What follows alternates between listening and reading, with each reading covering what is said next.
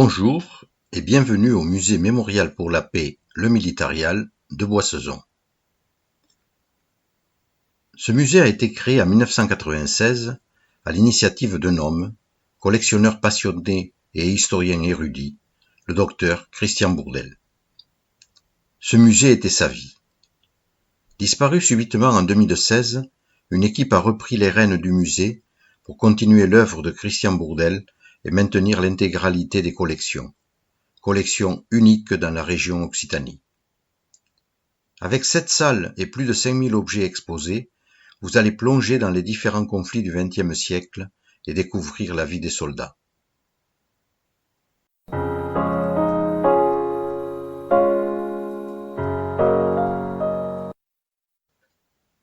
La mobilisation générale a été décrétée le 1er août 1914 à 16 h, le premier jour de la mobilisation étant le lendemain 2 août. Aussitôt les cloches des villages sonnent. Les gardes champêtres et les gendarmes parcourent les campagnes en placardant des affiches comme celle-ci. Chaque homme ayant effectué son service militaire détient un ordre de mobilisation pour rejoindre sa caserne. Ces hommes, appelés réservistes, vont rejoindre leurs cadets qui, effectuant le service militaire, sont déjà en place. En une semaine, les villes et les campagnes sont vidées de tous les hommes de moins de 40 ans. La vie sociale va être complètement désorganisée. Il faut rapidement envoyer les forces le long de la frontière allemande. Les affectations des régiments, leurs dates de départ sont prévues dans les moindres détails. Les régiments de la région de Montpellier à laquelle appartient le Tarn sont envoyés en Lorraine et dans les Vosges. Ceux de la région de Toulouse iront dans les Ardennes. Le choc le plus violent interviendra les 20 et 22 août 1914. Débordée, l'armée française se replie. Les Allemands arriveront aux portes de Paris. Leur progression sera stoppée début septembre par la bataille de la Marne. Ils tenteront alors de déborder l'armée française par l'ouest et seront à chaque fois bloqués. C'est ainsi que, petit à petit, le front s'achemine vers la mer du Nord. Fin octobre, le front est figé entre la frontière suisse et la mer du Nord. Il ne bougera pratiquement pas jusqu'en 1918. Les hommes vont s'enterrer et la guerre de mouvement fera place à la guerre de tranchées. À ce front occidental, il faut ajouter le front russe, et au sud, le front avec la Grèce, la Serbie, la Macédoine, front où les soldats français combattront aussi. Vous êtes devant un soldat du 122e régiment d'infanterie de Rodez, habillé et équipé comme ceux qui sont partis en août 1914. Vous remarquez le pantalon rouge garance, la capote bleu marine et la casquette. Le soldat est équipé d'un fusil Lebel avec baïonnette et à ses pieds le sac. Équipé de la baïonnette, le fusil pèse à lui seul plus de 5 kg et mesure 1,80 m, alors qu'en 1914, rares sont les hommes mesurant 1,70 m. Avec le sac, les armes et les ustensiles, chaque soldat transportait plus de 25 kg sur son dos. À cela, il fallait ajouter bien souvent le poids de la capote mouillée. À côté du soldat français de 1914, que nous venons de décrire, vous avez un soldat français avec la tenue bleu horizon et le casque. Cette tenue est apparue en 1915. Un peu plus loin, vous voyez un soldat allemand avec son casque caractéristique, puis un conducteur de char, un soldat américain dans une tenue de 1917, et un aviateur avec un manteau en peau de loup car il faisait très froid dans les avions. L'aviation a beaucoup progressé entre 1914 et 1918. En 1914, les avions servaient uniquement à l'observation.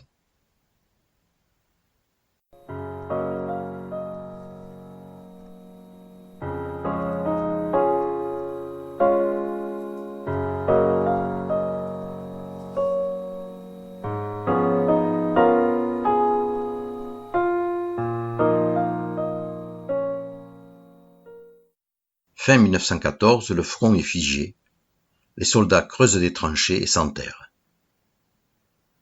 Entre les tranchées ennemies, espacées de quelques dizaines à quelques centaines de mètres, se situe un no man's land dans lequel il faut se protéger des avancées ennemies, mais qu'il faudra franchir pour attaquer. Dans ce no man's land, on plante des piquets, dits queues de cochon, entre lesquels on met des réseaux de fil de fer barbelés. Ces queues de cochon permettent d'enfoncer les piquets dans le sol en tournant comme pour une vis et sans taper dessus, donc sans faire de bruit. Ce travail extrêmement dangereux était effectué la nuit. On lance aussi par-dessus les tranchées des hérissons. Ils ont la faculté de retomber toujours avec des pointes acérées en l'air. Pour pouvoir tirer sur l'ennemi, on se protège quelquefois derrière des plaques blindées, comme celle que vous voyez ici. Pour voir par-dessus la tranchée, sans sortir la tête, on utilise des périscopes plus ou moins sophistiqués. Le plus simple était un petit miroir que l'on accrochait au-dessus du fusil. Lorsqu'il fallait attaquer, dans un premier temps, l'artillerie pilonnait pendant des heures ou des jours le no man's land pour écraser complètement les réseaux barbelés. Puis on plaçait des échelles dans la tranchée et au coup de sifflet des officiers, les soldats sortaient. Beaucoup étaient tués ou blessés dès la sortie de la tranchée. Les grenades les plus anciennes, comme ces grenades à manche en bois, étaient allumées directement en mettant le feu à une mèche de 5 secondes reliée au détonateur. Ce système fut vite amélioré en allumant la mèche par l'action d'amorce que l'on pouvait percuter en frappant sur un clou. Les grenades étaient, avec les obus, des armes qui permettaient de tuer ou blesser l'ennemi sans le voir. Elles étaient très utilisées en pénétrant dans la tranchée ennemie.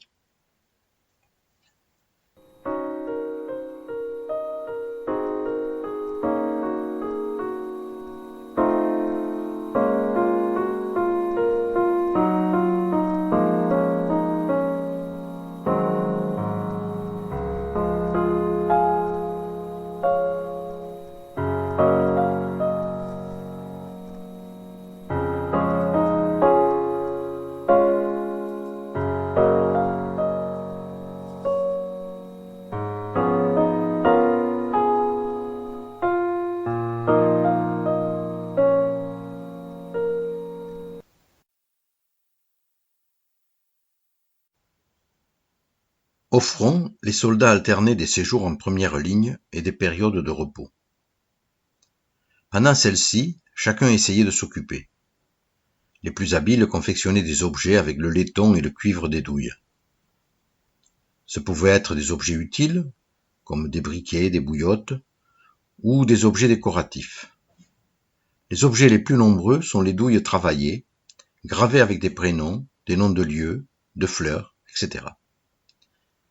Il y avait un vrai commerce de ces objets, ceux qui savaient les réaliser les vendant aux autres, qui les offraient à leur épouse, mère ou fiancée.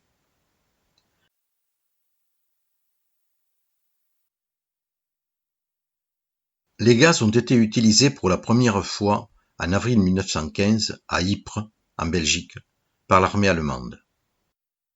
Les soldats et l'état-major ont été surpris par cette arme inconnue contre laquelle ils n'avaient aucun remède. Les pharmaciens et médecins vont chercher des solutions.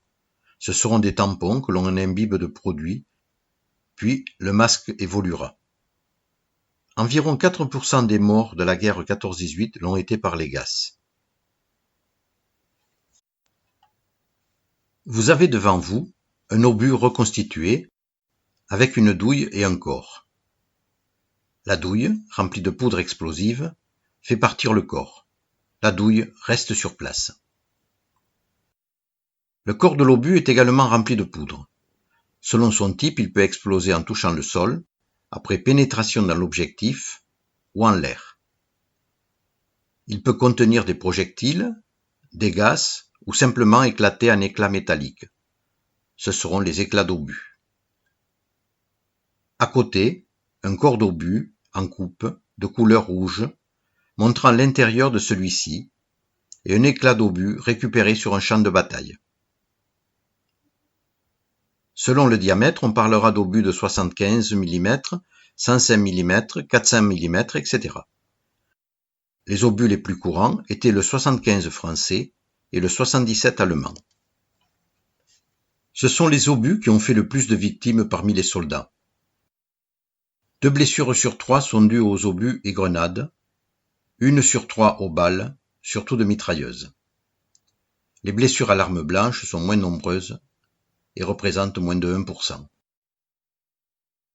En 1914, les services de santé ont été surpris par les blessures par éclat d'obus qu'ils ne connaissaient pas.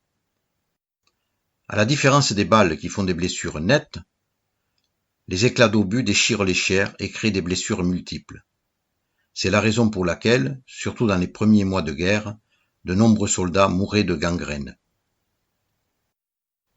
À côté de vous, une veste d'un soldat du régiment d'artillerie de Castres. Brodée sur la veste, une flèche rouge. En regardant de près, vous verrez un trou. Il s'agit du trou fait par une balle le 19 août 1914 à Diedenheim, aux portes de Mulhouse. Blessé, le maréchal des logis François Dulac a survécu. Cette veste a été donnée au musée par sa famille. Marquée avec l'étiquette 18, une mitrailleuse Hotchkiss, mitrailleuse française utilisée en 1914. Avec le pied, elle pèse 47 kg. Elle peut tirer 600 coups minute pour une portée de 1200 mètres. Les mitrailleuses étaient des armes redoutables qui ont fauché des milliers de soldats à la sortie des tranchées.